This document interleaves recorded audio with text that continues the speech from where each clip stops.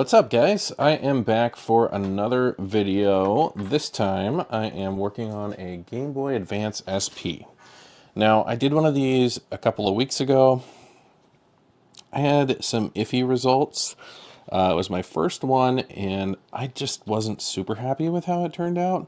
I mean, it looks great, and it works great, and everything like that, but my process wasn't as great, so I didn't put that video out for you guys to enjoy because, honestly, it was just a little embarrassing. But I'm back this week, and I've got just the video for you tonight. So this one I'm doing a top-down view as well as a view in the front, just so you can kind of see how I'm going to do things.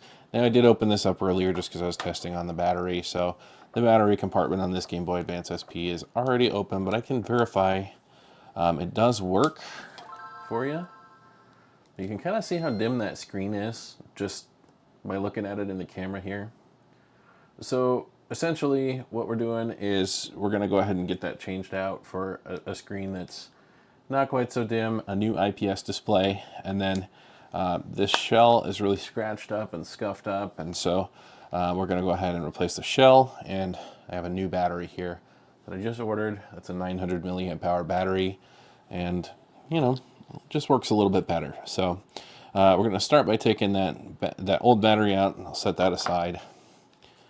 And set the old cover aside as well. So I've got a tri-wing screwdriver bit in here. Tri-wing screws are basically what you're going to use for the majority of this. The only Phillips really that you'll encounter is the Phillips for the battery cover. And you'll find that the tri-wing screws come out very easily for the most part. It depends on the wear of your Game Boy, of course, but as soon as you get the tri-wing screws off, the Game Boy essentially just comes right apart. So that's what we're starting with, and I like to hold on to the screws. You don't, with the kit that I got, won't necessarily need the screws again that I'm taking out of here, but I'm gonna hang on to them just because I like to have them in case something were to happen. So we're doing a full mod on this guy, which basically means the case is getting completely, or the shell of this Game Boy is getting completely swapped. We're putting a new screen in. We've got new buttons, chrome buttons, so it'll actually be pretty fun. So that back cover's off there, and you've got your L and R buttons, and you can kind of see the cover for where the game goes there. I'm going to set that aside because it's not a piece that we need right now, and we may not need it again. So as you can kind of see here, we've of course got the board exposed now. We've got some dust on it. I have canned air right here, so I'm going to just blow some of the dust out of here while I've got it here. And that's just because as soon as I remove this board, this is going to leave the buttons exposed on the underside, and I don't really want to deal with any of that, any of the button pieces flying everywhere. I'm going to go ahead and remove the power button slider here. That will get replaced with a new power button slider, but for now we're going to leave that one in there. Volume button does not come off, so that's actually one piece you won't be able to upgrade. I made the mistake of trying to upgrade it on the last one, and I actually broke my power button. So I got some new power buttons I have to solder now.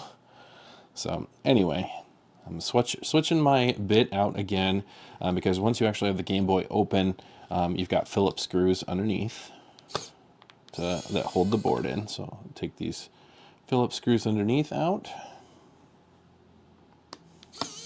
and there are 3 of them. 2 on the bottom, 1 on the top, and then ever so carefully and gently remove this. And now, we're not going to end up reusing any of the original buttons, but I do like to keep the original button pads. So what I'm going to do is take the buttons, and the buttons, you aren't going to be able to see it from this perspective, but the button holes are actually keyed on these. And so each button fits back in a very specific way, with the exception of the start and select buttons because they're fairly generic, and it doesn't really matter how those fit in there. But we've got the little original pads. I like to keep the original pads and reuse them because they're just going to have the best feel. It's really not hard to tell where they all go. Pretty straightforward. And then the other pad got stuck on the D-pad right there, and the button is still stuck there too. There we go. Okay, so we've got that out. The only other thing to get out now is the speaker, which is sitting right here. And I'm just going to be a little careful when I remove that. Speaker is obviously going to get reused, so we're going to set that aside as well. And then we've got our screen here. That's the cable for your screen where it plugs in right here on the bottom. So, and it just has a squeeze type connector. I'm sure there's a more official name for it, but essentially I'm just going to go ahead and remove that. I'm going to blow off. I'm actually going to set this part aside because we're done with it for now. Actually, we're done with it until we decide that we're going to get the hinges out of that, because the hinges are about the only other thing aside from these parts here that we're going to reuse. So I'm going to blow the dust off of this guy the rest of the way. And it's still a little dirty, so I'm just going to take a toothbrush to the back of it here. Just clean up the contact points a little bit so that it's not an issue later. Toothbrush has a little bit of dried IPA on it. But this basically just cleans up any dust and debris that's left over on the board here. Kind of gets it out of the way. That way we have a nice fresh connection for the new case. So the board is out now, which is excellent. It's exactly what we want. The next piece here is we're going to set the board aside for now. And get that piece of dust off of there. Set the board aside for now. And then we're going to get into the meat and potatoes, I guess. So this is the new case that I got for this Game Boy. And this case comes to me from Extreme Rate. It's a modding site, and they have excellent choices. Pretty much have everything you could ask for. Anything from like a gold case all the way to transparent cases. The Game Boy I worked on before is a transparent case, shell casing. And so this is a transparent, but it's a red transparent case. So like I said, this is a Game Boy Advance SP. And all the little parts that they send you, they seem like, oh man, so overwhelming, but they're all necessary. They do all go back in. And Extreme Rate does have a little pamphlet that they offer with it. I don't usually look at it because I kind of know what I'm doing with this. Now that I've done it once, I feel like I can do it pretty well again. So I'm not going to bother with that part. But what I am going to do is I'm going to take this case out and show you guys what it looks like.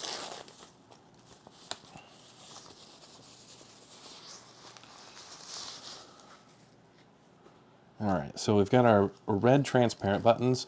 We're actually not going to use these for this because I ordered some special buttons and they're chrome, and I think they're going to look really good with this semi-transparent red case. So I have a start and select button. I'm going to throw those aside as well. So this is the shell for the Game Boy. And now it does come in two pieces like this, and actually three if you take the back off and include the battery cover and all that mumbo jumbo. But essentially motherboard goes here and the screen goes in first. So the part that we start with is always the screen, because the screen has a cable that runs through here, and then there's a whole bunch of stuff that we have to do just to get it set to the way it should be. So I'm going to go ahead and get these. I'm actually probably going to take the hinges out of the old Game Boy first and get those put in. Oops. Now some of the buttons came out with it because they, of course, are still sitting there. I'm just going to dump those in my hand so they're not everywhere. Set those old buttons aside here. So this old hinge does have a Phillips screw right here.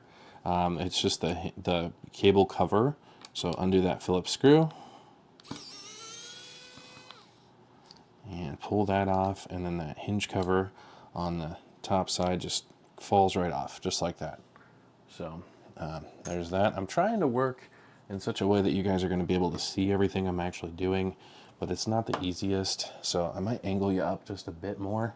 I don't have the most flattering, it's not going to be the most flattering view of me, but that's not what it's about, right?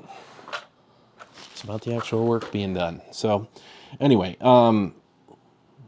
other people have done it this way, but I like to go ahead and just push the, you take like a plastic spudger and you push on the tabs. There's some little tabs right here that hold the hinges in. The camera's going to try and autofocus on it, but it's right there. So you take those and you depress the plastic tabs from the front, and it just kind of pushes them in. And if those little tabs break, it's not a huge deal because there's genuinely enough force on these hinges that even if they do break, it's not a huge deal. Now I like to use the little screwdrivers that come with the kit to push these out because, quite frankly, my electric screwdriver isn't going to push it and won't cut it. So essentially you take them and you shove as hard as you can. You keep shoving until they pop out. Kind of hold your hand over the top of it too, because they don't come out gently. They like to fly like that. That would have flown up and knocked somebody in the head if anybody was over there. So anyway, there's that part. And then, so now that that's done, you open it up this way, and I can't quite get to it yet because I haven't taken the back cover off of this old screen here, but I don't want to bend it too much. So what I'm going to have to do here is separate this back cover here of the screen so that I can actually access the cable. So this is another part that you guys are going to have to, if you're reusing any parts, or if you're just wanting to change out a screen on your existing Game Boy, maybe you like the original casing, don't do what I'm about to do, because what I'm about to do would most definitively damage what you're doing. So I'm just taking basically what these are little plugs here, and you just kind of take your tweezers like so and jam them underneath, and you pull out the little plugs, and the screws are right underneath. And they're all rubber, so if you need to be a little more careful, just be a little more careful. And honestly, doing this, I'm not really damaging anything too much. When you order your kit from Extreme Rate, it doesn't necessarily come with tweezers, so you're going to have some level of expertise or tools at the ready to be able to do this. Fortunately, I remove this kind of stuff from computers all the time, so this is no big deal.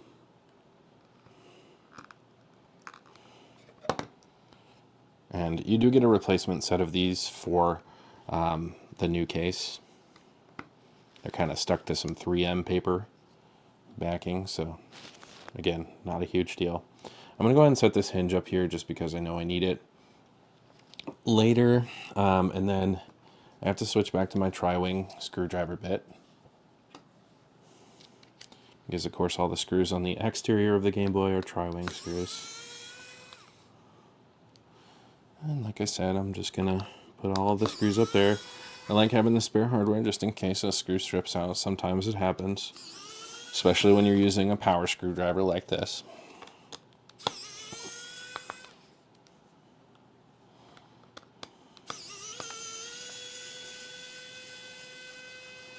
Okay, and there's the final one for the cover. So now the front cover will pull away from the back cover here, and that leaves that other hinge exposed for me. And I can go ahead and pull this part. This is the old screen, just that's still stuck to the back of the Game Boy there. And then we've got our hinge. Our other hinge is just set back right in here. So like I did before, I'm going to go ahead and push in with the plastic spudger to get those tabs kind of pushed in. And then I'm going to take that screwdriver that I had, this little black one, and like I said, put your hand over it because they do like to fly. But just apply some force and it'll pop right out. And there we go. It is out, no broken tabs. So the main thing that you can kind of see with these is that these two hinges, they are keyed, and you might not be able to tell that from where you are right now, but the hinges are keyed to go in a specific way on the new casing, so it's relatively easy to get it all put back together. And also remember that the white hinge goes on the right and the black hinge goes on the left. So if you're reassembling and you're confused, white on the right, black on the left. Easy enough. So I'm just going to keep those there. And then now this old casing is ready to be discarded completely because we have everything we need from it now. So that being said, what I'm going to do now is I've got my top half here ready to put together. So I have obviously this piece with the back cover here. There's no screws in it or anything like that. It's just kind of clipped together. And it doesn't even really clip together. It just sort of sits there. So nothing to worry about. But you will take your screen and you'll install that first. So your screen will go, sorry guys, it's a little bit of a nuisance to get these things arranged properly. So there we go. These are my hinge covers for my hinges that we just took out. So I'm going to go ahead and take the hinge covers and I'm going to put those on.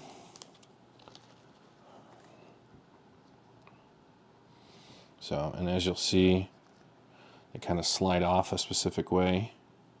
You can just kind of pull them off with your, if you've got fingernails. I just clipped my fingernails today, so it's a little tough, and I've got big fingers, so. They are notched right where they pull off, though, so that's no big deal. And you take off the gray bit and you put on the semi-transparent red bit, and it ends up looking really nice.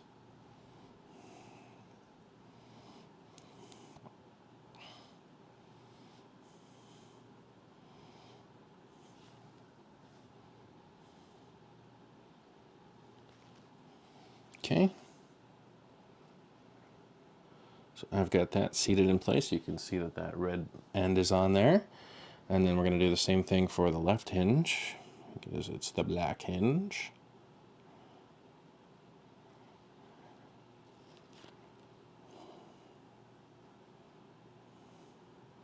And again, you'd probably have an easier time with this if you didn't have sausage fingers and you hadn't just clipped your nails. So just know that. That's my current handicap. Keep my fingernails trimmed because they drive me crazy when they get long.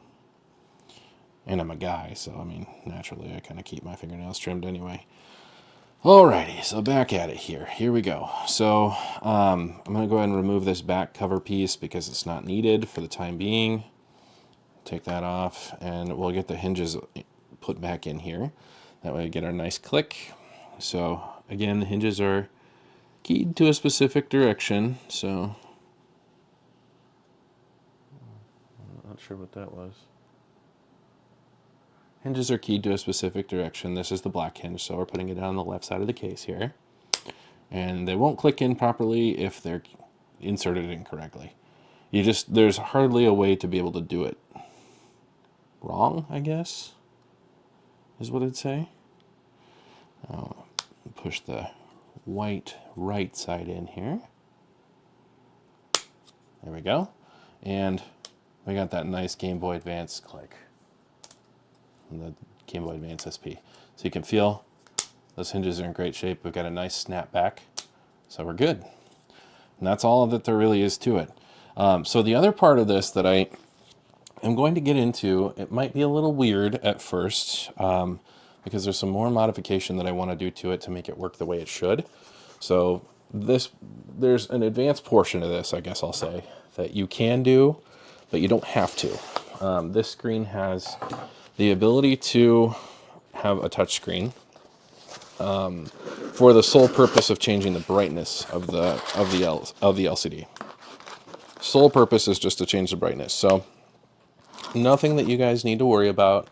If you are okay with using the touchscreen part of it, I personally would like to get this set up so that I didn't realize I ordered 2 screens.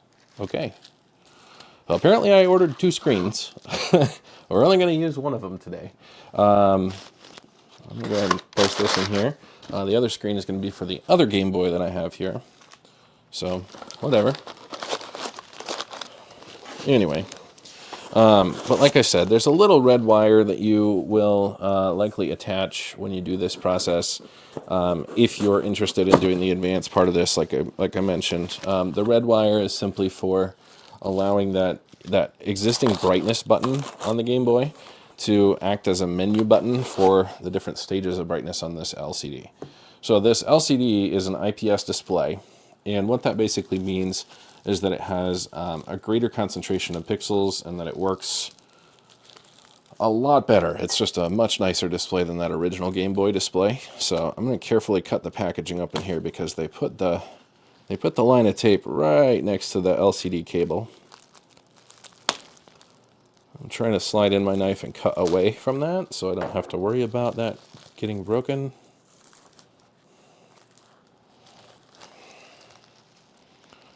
But yeah, oh wow, this is a big thick one, huh? It's not the way I expected this to be. I have no complaints about it, but it's definitely thicker than what I anticipated. Oh, so for this one we've got 2 wires. Okay. Wow. So the last screen that I did was an IPS version 2 display for the Game Boys. And this is an IPS version 5 display. So it's a little different.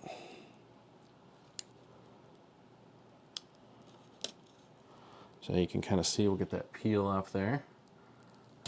New screen is nice and shiny. You've got the Game Boy Advance SP logo there at the bottom. So the first thing we'll do is take this screen and we'll push this cable through to the back side here, position it correctly. Actually, it does twirl up, so I have to get that going first. I'll just set it down inside here because it's made for that. But then the cable does twirl inside the housing.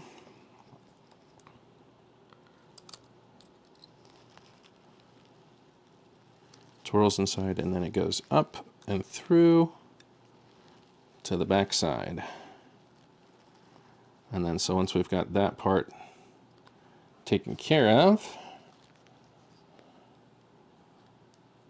we have a, let's see here. Sorry, bear with me just a second. Having a bit of a brain fart. I know what my next step is here. Just taking me a second to get back with the program. I take this display here, and I don't know if I'm going to need much of a sponge for the back of this because it honestly looks like this display fits in just fine, and there's no real... some of the other IPS displays actually have like a pad, and I believe the new casing comes with a pad, but it simply wouldn't... I don't think it would fit this at all because this display is so thick that it may not even work in there. Give me just a second. The worst thing I can do, like the least worst thing I can do is try, because if it does fit and it's just fine, then I'm fine. But if I try putting this screen in and I don't have the pad in the back of it, and we go to try to use the touchscreen functionality of it to lower the brightness or anything like that, we could end up damaging the display. So just want to make sure that I've got my ducks in a row here before I close up for good. I'm going to go ahead and put this just in the back of the display because that seems like that's going to be the easiest place to actually apply it.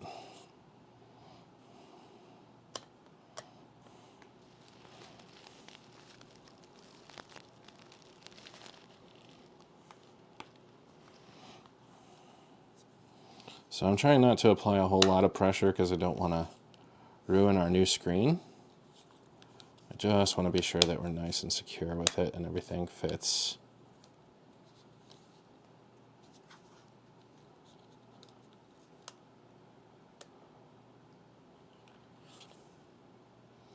Yeah, so I think I'm going to go ahead and take that cushion out because I think for this particular display it's just simply not needed. And that's okay. There's nothing wrong with that. It's not, I mean, this is a much thicker LCD, so it is what it is, you know. Go ahead and put this back cover back on here. And then I'm going to grab that screw cover, or the hinge cover, sorry. Should be in one of these. They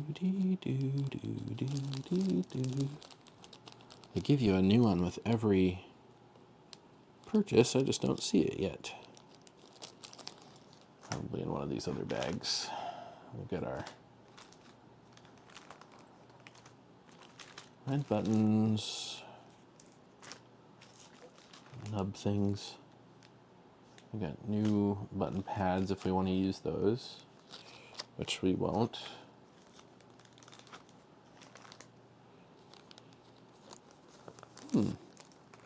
I wonder where that back hinge cover thing went.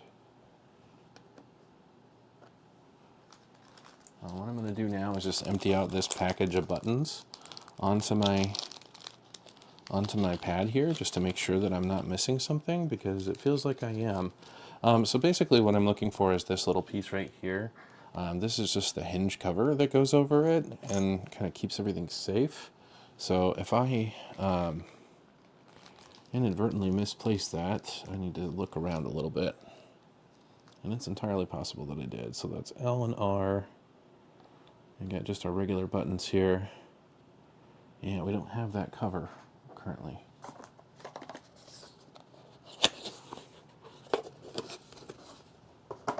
Is it still stuck in here? Yes, it is. Stuck in the original bag at the bottom. Okay, so we'll go ahead and take this guy, put it in place, right where it needs to be, right like that. And what I'm going to do is just grab that Phillips screw that held it in before, because it's just easier to grab that stuff right now than it would be if I had to later. I still have my tri-wing screw bit in here, so I'm going to swap that out for my Phillips real quick.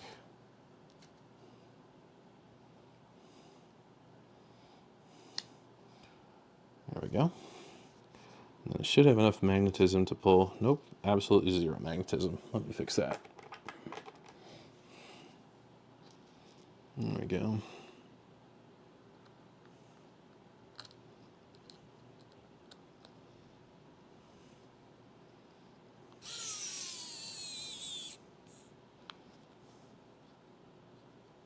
Okay. Seems like it's in there nice and tight, so you can see how neatly that hinge cover on the back is applied now. Now this can actually well, not yet.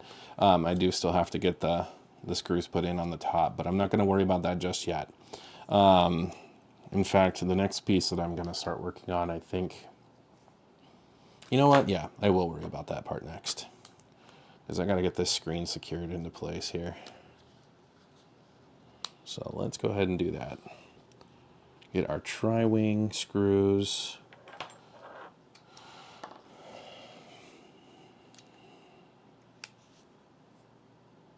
Applied back in here. That is still the tri-wing bit, right? Yep. Okay.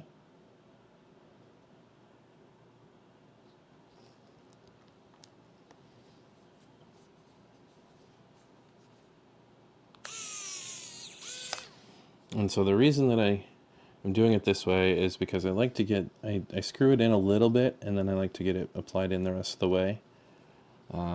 Just because it's easier to get it started a little bit manually than it is to try and deal with it after the fact. Because just trying to gung-ho it with the power, it just doesn't always work out, like you're seeing right now. So with that clipped together nice and tight.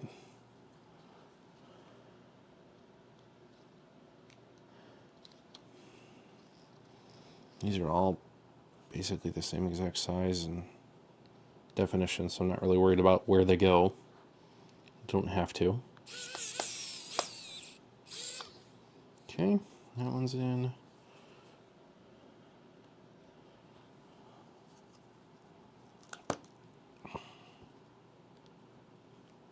So it's funny, I've actually got a couple of things going right now while I'm working on this.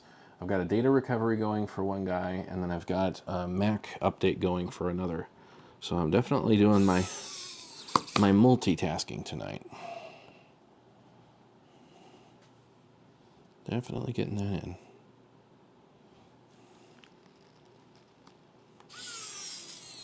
Okay, so the screen is fully installed now, with the exception of, obviously it's not run to the board or anything yet. So the board connection is actually what's next. So before I do the board connection, I really like to get my wire soldered up, and it looks like this one actually comes with 2 wires for some reason, and I'm not familiar with the reasoning for that, so I need to look that up and determine why I have 2 wires instead of just one, because quite frankly I haven't dealt with the V5 display before, and if I'm going to do it, I'm going to do it right. So bear with me here. I'm going to pause this recording and I will come back as soon as I learn my lesson. I think I got this all figured out now. It doesn't seem that I have to apply the 2 wires, just one. So I think that this other wire is just an extra in case I mess up the first one. So I'm going to go ahead and just set that aside for now. And I think I messed up my tweezers. My tweezers have gone through a lot. They've seen some things, so just fat finger. It's really hard to grab these wires because they're so fine. So fine. But anyway, basically what I have to do now is take this, I'm taking this cable and I'm seating it in here, back into the Game Boy. And now I've got, as you know, chubby fingers, so this is a little tough to do for me.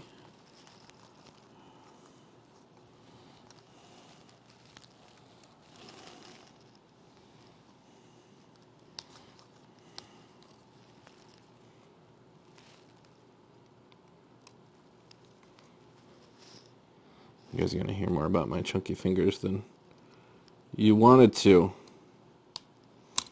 The whole reason you came here, right?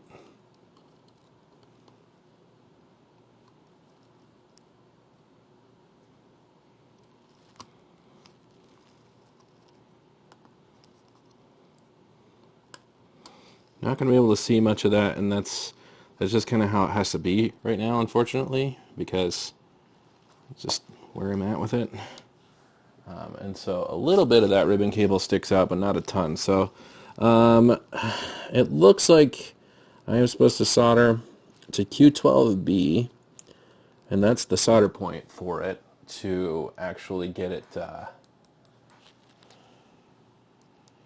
to control the brightness. And I think Q12B is going to be this guy right here on the board, and you guys can't see squat, so what I'm going to do is take my fancy new camera, and you still won't be able to see squat because even zooming in, there's only so far I can go for you.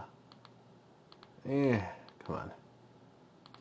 Yeah, 2, 3, 1, 2, 3. Sorry for your eyes. Anyway, you won't be able to see Q12B, and I can't really hold it up to show you, otherwise my cable will pull loose, but Q12B is a spot that's right here. So this red wire basically just solders from the edge of this pad to Q12B, which is right there. So what I'm going to do here to start out with is I'm just going to put a little bit of flux on Q12B.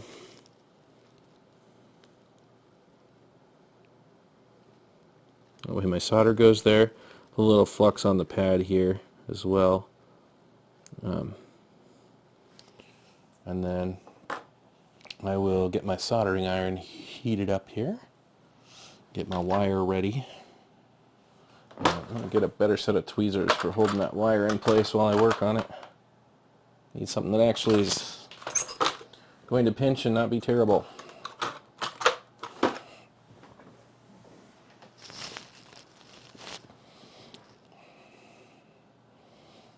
Let's see, can we pick up the wire with this one? Yes, look at that. Beautiful. You can't see it because it's red. The other nice thing about this wire in the case that I bought is that the case is red, so you won't see any of that.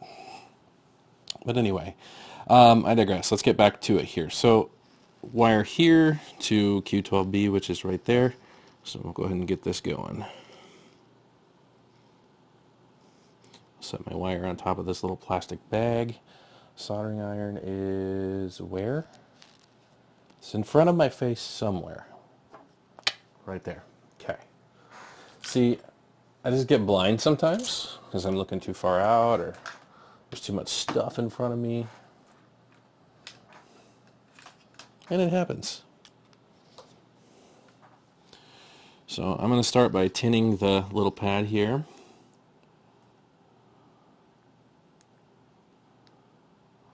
We're going to crank up to about 380. That should be good. Might be even too much, I don't know. I am just starting to get into doing a lot of the soldering stuff on my own. So some of these things freak me out a little bit. You know, setting my solder temperature to 380 is like, whoa. But it's also what I've been told I need to do and not be afraid to use a little bit of heat. So my soldering iron is already heating up nicely.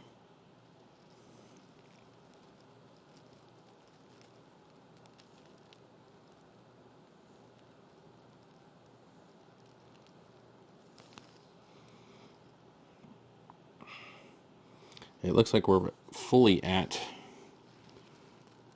380 now. It doesn't take any time at all to heat up.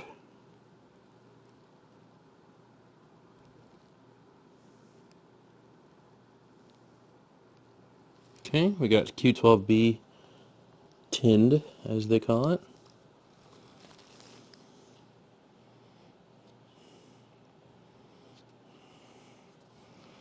I'll get this little pad here tinned as well.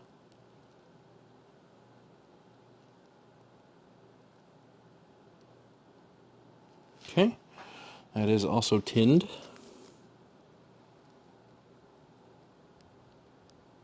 There we go. That's a little better. Okay, so now I'm going to grab my wire.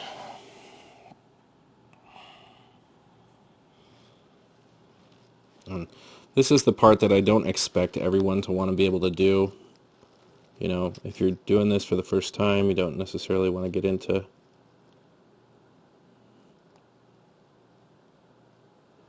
any soldering work. I would get it.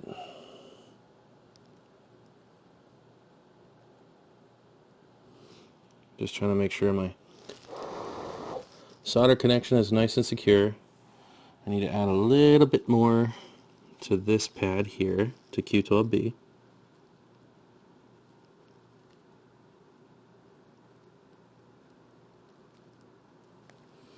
Just so it can actually, it'll actually stay there. And this is the tricky part because I'm left-handed, so getting the other end where I need it to go and not damaging anything, that's going to be the trick. And if I can do it, it'll be an accomplishment, right?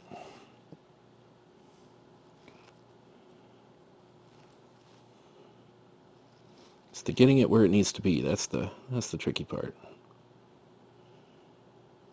Come on now, get over to Q12B.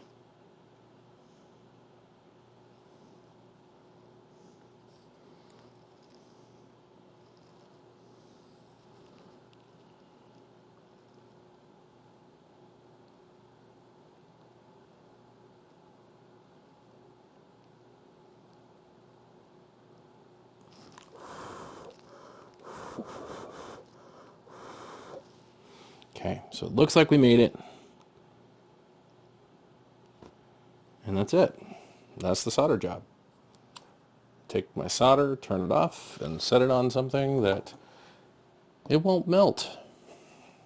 And then basically, so at this point, we've got the wire run. We need to make sure that it's not that it's routed in such a way that it doesn't get cover up buttons or anything like that. So just kind of set it over here, push it up.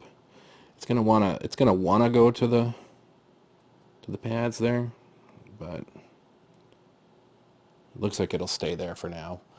And hopefully it continues to, because I don't really want to mess with that again.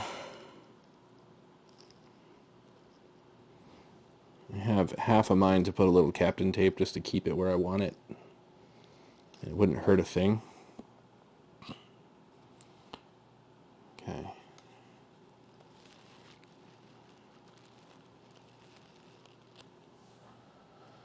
Alrighty. I think I am going to grab some Captain Tape. Now, Captain Tape is just a heat-resistant tape that comes in many different sizes. And not that it needs to be heat-resistant, but it's the best one to use on boards, in my opinion. Just because it's the one I've used the most on boards. So, just being honest, there's no real other reason for it. Aside from I'm used to it, and it's good stuff. I don't know which of these drawers I put it in, though. That's half my battle when I go to look for things, is I don't remember where I put them. As you've already seen. So, I'll just use the fat Captain Tape. I know I've got thinner Captain Tape somewhere around here, but I'm not going to go digging for it all night. I'll just do a thin strip of this. Cut it down to about what I need. So if you've ever opened up a motherboard or opened up a computer and looked inside, you've probably seen a tape that looked pretty similar to this. Or maybe even this specific kind of tape. This is called Captain Tape. It's usually placed over stuff to make sure it stays heat resistant and things like that when you're doing solder work. So for my purposes, it's also non-conductive, so it doesn't hurt anything. So I'm just doing this so that my wire stays tucked up out of the way, and this won't impact my buttons or anything like that later. So there we go. Easy peasy. So before we get into too much else, I'm going to go ahead and close this back up, and it's going to tug on that wire connector a little bit more than we probably want it to. We can always push this connector back in because right now it's basically unseating itself with how it's been tugged on while that's been worked on. So like I said, we're doing some different buttons tonight. So instead of doing the buttons that came with the case, I ordered up some chrome buttons from Extreme Rate as well, just so we can use those instead, because they're a little more fun, in my opinion. So we got our D-pad. We'll go ahead and slide the D-pad button in there. We got our B button, and now I am going to show you what these look like because these are really fun. The way that they're actually done is you can see that there's a notch on each side of that button there, and that button is keyed so that it specifically only fits in the slot that it's supposed to. And that's just an original Nintendo design. So A is the same way. I think these chrome buttons are going to look excellent.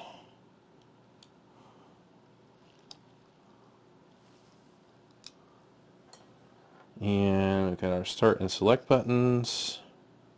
I think this might actually just be our brightness button. Oh.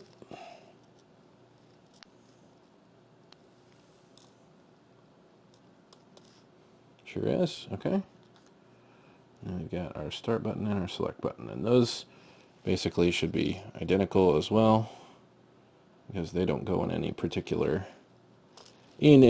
way. So all right, now that's it for those buttons. We've got our power button here that needs to slide in as well. That slides into the bottom part though, if I'm remembering right. And then I am going to go ahead and tighten this guy up because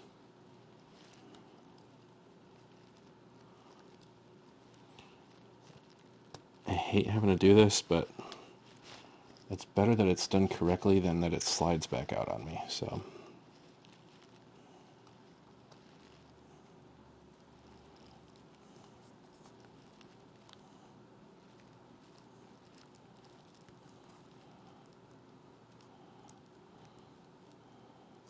there we go.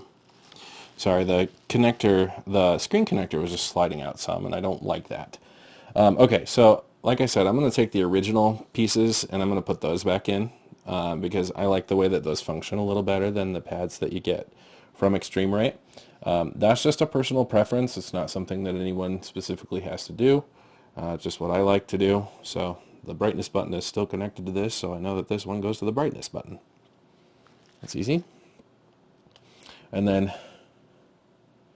not to say this in a weird way, but I'm going to, always make sure that the, I'll just say this, there's a little notch on the inside, and make sure that that little notch is not hollow. The hollow point has to be facing in towards the buttons, because that's how that actually fits.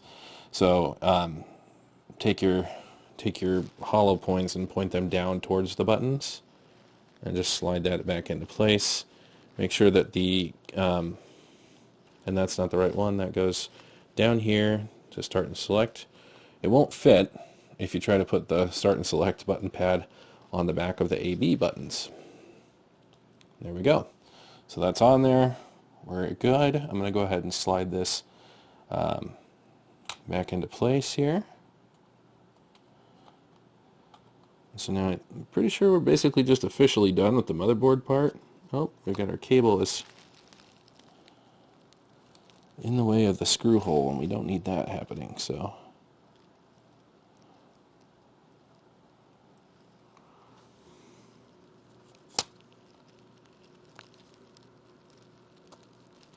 The wire that we soldered is getting in the way of the screw hole, and I don't want that to happen because I don't want us to have problems with that later on down the line.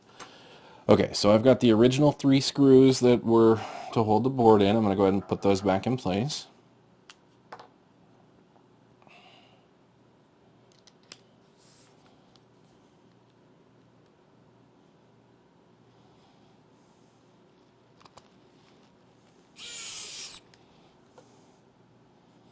Now that we've got our buttons and everything in. So you'll notice that there's still some buttons sitting in front of me here. One of them is not going to be able to be applied, like I said, because it's the volume button. The volume button's not removable on all Game Boys. And like I said, I learned kind of the hard way last time that I really don't need to be doing that. So, and I don't really want to break another volume button off, because now I've got a volume button that's just busted. And I can fix it. I bought new volume buttons specifically to fix it. And in fact, they're right here for me to resolder on my old Game Boy. But I just don't want to have to deal with that on this one. So we're going to steer clear of that part. Okay, so essentially the Game Boy is done. I just have to do the bottom part of this where everything else is held in. But this is what it looks like. And I apologize for the hair. With the transparent red case and the buttons and the chrome buttons. I think it looks really good. So, and you'll see what I mean about the screen after we get this turned on and operational. You'll notice the difference. So really it's just about getting this piece put back together now. We've got to put the L and R buttons in, and then we'll effectively be done after we get the, well, L and R buttons have, I'm sorry, don't let me get ahead of myself. We won't effectively be done, but we'll be very, very close. I'll just say that.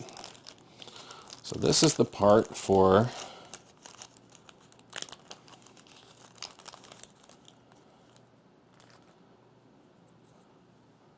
we're going to go ahead and take this blue part off here because we don't need to keep that on there. This is the cartridge cover piece that keeps the cartridge from making contact with the board, I think. I don't know, really. I don't think it keeps it from making contact with the board. I'm just saying things. Here we go.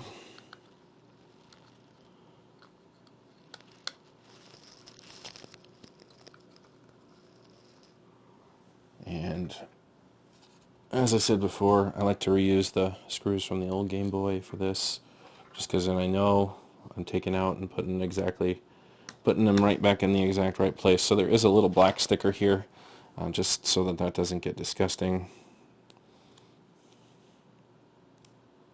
I don't know if there's actually a purpose to the black sticker or not that goes on top of this, but I'm putting it on because it's on the original Game Boy. So.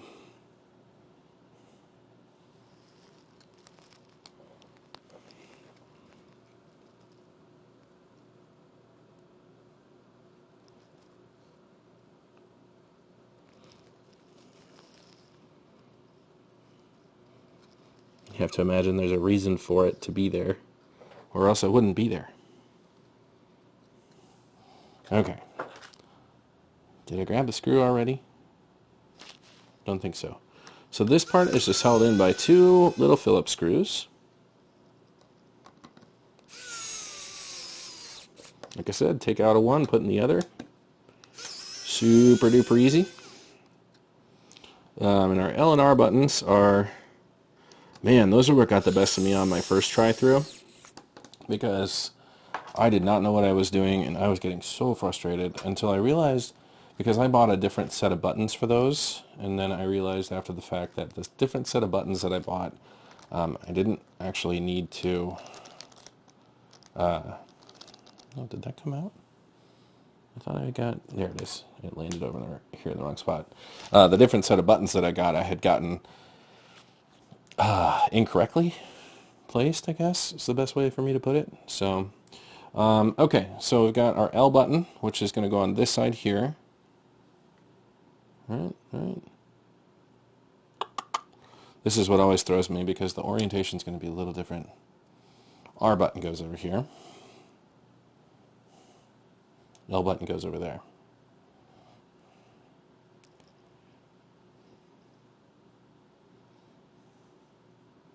I'm sorry, guys. Sometimes I throw myself for a loop here. So yeah, this is, if I was playing the Game Boy, it would be facing this direction. Yeah, so that would be the L button. I'm not crazy. I'm not crazy. Okay. Anyway, I could take the pins out of the original Game Boy and use those. I don't really like to do that, but they did provide me new pins. There's some things I like to reuse, some things I don't. I want fresh, clean pins for this. Oh, you know what? And I also forgot a piece when I put the board back in that I need to take the board back out for. It's actually the light diffuser for the light on the for the status light on the Game Boy, so that it doesn't. Yeah, you know what I'm talking about, though. And it's actually, the pins for the L and R button are right here. So we'll take care of that in a moment. That's not a huge deal. The light diffuser thing. I always miss that because it's actually stored separately. And I really feel like it should be in with the buttons because it would make things a lot easier. But I digress. Okay. So the way that I've seen some folks do it in tutorials is that they'll take this and actually put the button together before, or put the button and the pin and everything together before even inserting it into the Game Boy. So what I'm going to do here is exactly that. And again, fat fingers for the win, right? And so you'll notice on your buttons here that there is a specific little notch that the spring will fit into, just so. And so try to make that go in there.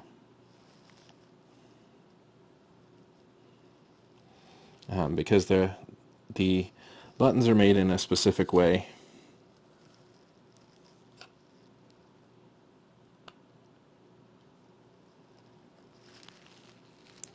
So that when the springs interact with them, they do so properly. Okay, so this is in, I think. It's a little hard to tell with this red transparent case if my pin is in the right spot, but I think it is. I think we're good. So now all I have to do is take my tweezers, preferably the better ones, and pull this spring down. And there's a little tab right there that the spring has to slide underneath, and then the L button's in place. Oh man, the worst part about this Game Boy is going to be how fingerprinted it gets, because I can already tell it's going to have struggles. Okay, so then the R button is next. It's my chrome R button right here. And again, find the proper spring for it. Not all springs are created equal. That looks like a spring for the other side. They give you an extra set of each one, so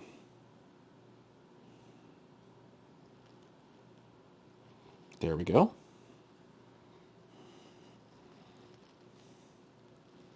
Chunky finger with the pin here. Come on, spring. There we go. Get into position there. At least to a point where I can shove this through. There we go. Pick this up. Slide that into place. Yeah, it was really funny the last time I tried to do this video. So it didn't work out for a number of reasons. It wasn't just because I was embarrassed and frustrated, but the springs on the buttons kept popping off because I was using the wrong springs for the wrong buttons, and I guess there's a left spring and a right spring specifically. So, well, there we go. Our buttons are in, pins are in, and they spring back nicely. They feel really good. So there is another little piece that has to go in here. It holds the battery in, or not the battery in, but it's the oh gosh, where did it go? It's the little piece that kind of keeps the battery door latched on. Keeps it in one spot. It was in with the springs, I believe. And if it's not, then I missed it. And I can always, oh, here it is, here it is. There's a couple of them, they give you some spares. It wasn't in with the springs, it was in with the pins. The pins that held L and R down. Okay, so that's just a little pressure fit piece, and it slides right in here like so.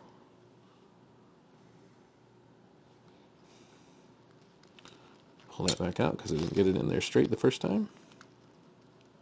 Because you have to get it in like perfectly straight, but it's pressure fit, so. Okay, so that's in, that's good. My watch is attracting things that I don't want it to attract.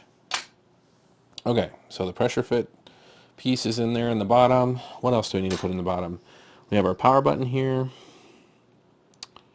Let me just insert that and make sure that we've got it, that we will have it correctly inserted.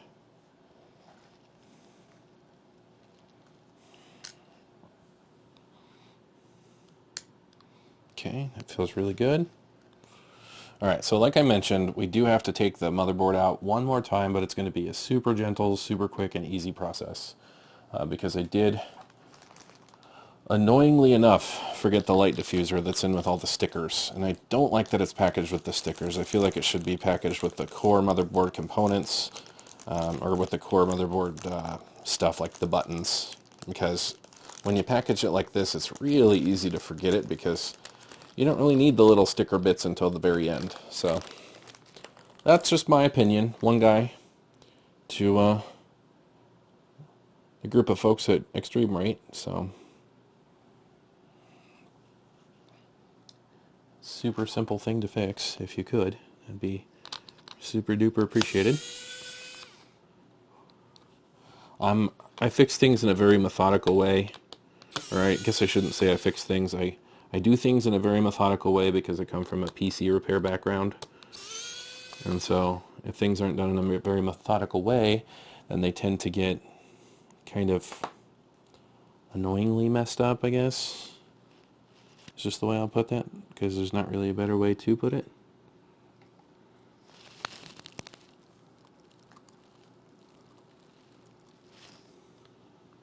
Diffusers are in. Put the board back in. Gotta get that silly wire out of the way. It keeps wanting to interfere.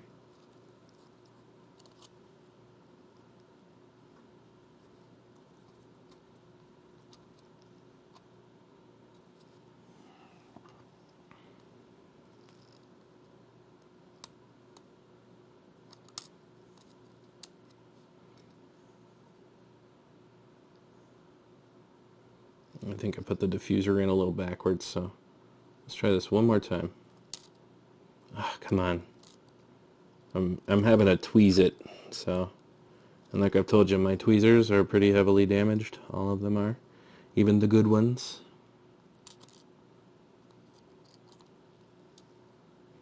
And it's because I do a lot of work.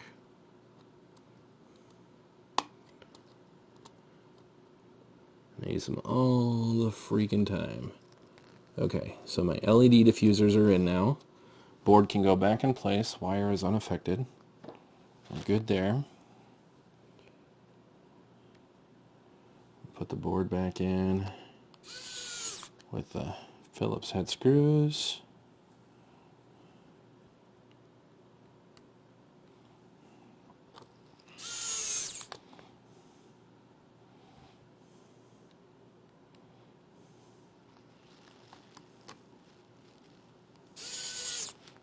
Okay, that bit there is done. So now the next step we take here is carefully sliding the power button in and the whole bottom on so that the L and R buttons don't come popping out. Essentially, line up your power button on the top so that you're not having switch issues later. And it should just basically slide right into place. And if it does, it'll look a little something like that. A little something like that. So now you can kind of take your casing screws that originally came with your stuff, your tri-wing screws that originally came with your Game Boy, and you can reinstall those. So kind of like I mentioned before, you just want to take take the battery cover off here. Surprised that stayed on. Actually, excuse me, because that's not something I usually expect to have stay on. It falls right off. Okay, so tri-wing screw, it's a tiny one. The tiny ones always go in the middle, so if you have shorter ones, put it in the middle. I don't think that those ones are going to be problematic, so we have another tiny one here. Yeah, tiny one. Okay. Tiny tri-wing. Put you in the middle right here. Boom, fixed. And then we'll go ahead and reapply the rest. This Game Boy was a little aged, and so the original Phillips screw that held the battery compartment door on was really rusted, and so I had to do some cleaning and kind of recarving of that particular screw. So we're not going to be reusing that one. We're going to be finding a battery screw from somewhere else. Hopefully within our bag of screws here. We actually got 2 bags of screws because for some reason Extreme Right thought it was necessary, even though I just ordered a separate set of buttons, to send me over a nice double helping of screws. So I'm not complaining. Alright, we're going to put our fresh battery in here. I'm just going to flip this on and we'll make sure that it works. And you can already see the huge difference and just how bright that is, because the lighting literally hasn't changed in here, but you can change your brightness by the button. Well, maybe I messed that up.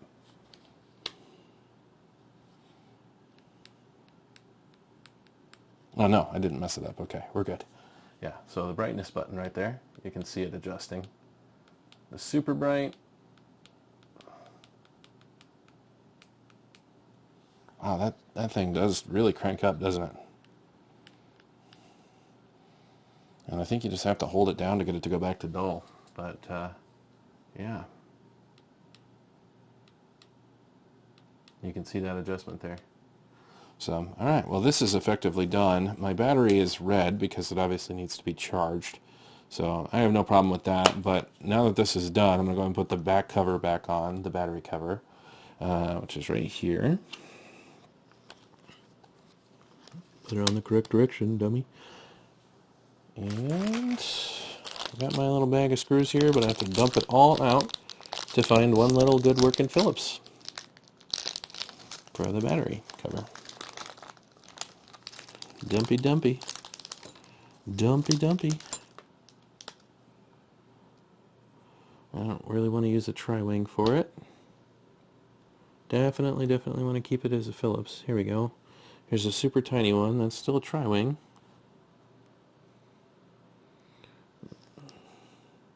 Still a tri-wing. Is the Phillips one going to end up being a bronze one? I think it is. I think that bronze one there is supposed to be for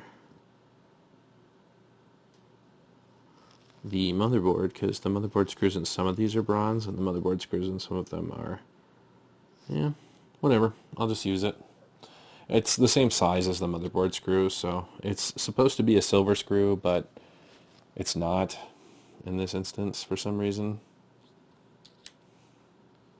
Whatever. It works. Extreme Rate knows what they're doing, and they still sent a working screw, so...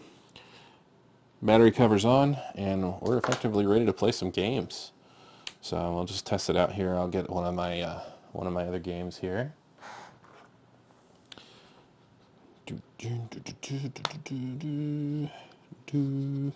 So I actually got some. You know what? I'm not going to open these because I have brand new Game Boy Advance SP games. That are the Pokemon Ruby, Sapphire, and Emerald. They're all brand spanking new. Like, they literally haven't been put in a cartridge at all yet. So I'm not looking to change that. So I'm just going to put leaf green in the cartridge. The leaf green cartridge in, and we'll see how well we boot up and work here.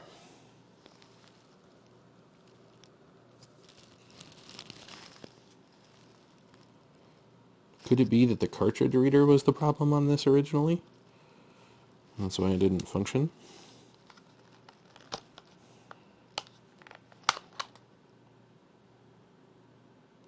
Did I not put the speaker back in? I didn't. Wow. I feel like a dummy. I can't believe I forgot to put the speaker in. Here we go. Now I should go to the actual Pokemon game. You can just see how much more rich that display is, too. Really cool. So, guys, learn from my mistake and put your speaker in, because otherwise you'll have a sound-free Game Boy, and that's not what you want. So, I'm going to get the speaker put back in, but really, we're all done. We have a sweet-looking new Game Boy, a red with the chrome buttons that's see-through, and it functions great. So I'm just going to take it apart, put my speaker back in, and we'll be done. I forgot to put my little pads back on here, so around the edge of the screen. So I'm going to go ahead and do that real quick and share with you how that's done, because it's kind of important, I guess. Whatever. So you peel them off and push them in, really. And just be gentle when you push them in, because there's no need to... They do slide right into place. Peel them off. Push it in. Don't push it too hard. Don't push down before you have had a chance to slide it into position. Otherwise, it's just going to end up sticking to where you don't want it to stick to. Okay, and then I've got more of those, and then I've actually got the flush covers here. A little bit smaller, so you can do the same thing. And gently lay it on top. Push it towards the hole, and push it in.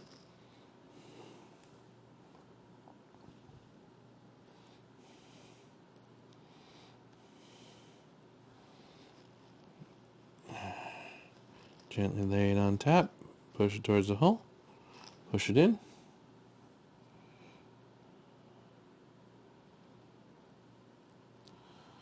On top, towards the hole, push it in.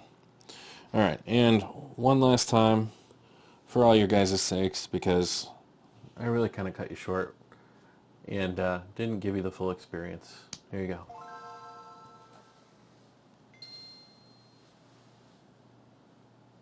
Pokemon! Oh yeah.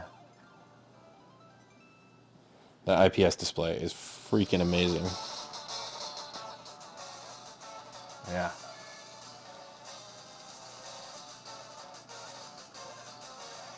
Super easy. Not a bad thing. Not a huge time sink. Honestly, would have gone a lot faster if I had remembered to put my speaker in. And if I had remembered to... There's another part that I forgot to put in. My power button. So, anyway, now that's all done. You can see that everything operates just as it's supposed to here. So, that's it. Thanks for watching.